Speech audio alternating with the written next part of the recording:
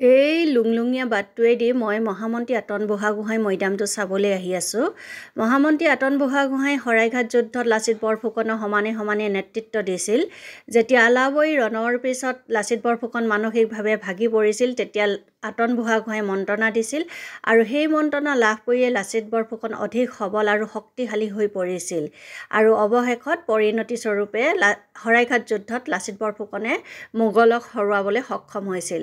সেইজন আতন বুঢ়াগোহাঁই মৈদামটো এই হাবিৰ মাজত অৰ্থাৎ শিৱসাগৰ জিলা চেৰেকাপাৰ অঞ্চলত অৱহেলিত ৰূপত পৰি আছে।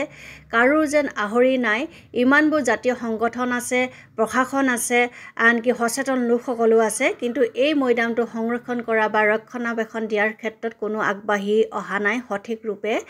গতিকে এই মৈদামটো আমি সংৰক্ষণ কৰা উচিত। আনহাতে এইটো আতন বুঢ়াগোহাঁই পুখুৰী, এই পুখুৰীটো অৱহেলিত ৰূপত পৰি আছে। গতিকে সকলোৱে দৃষ্টিগোচৰ কৰিলোঁ, সকলো আগবাঢ়ি আহক এইখিনি সংৰক্ষণ কৰাৰ ক্ষেত্ৰত। ধন্যবাদ।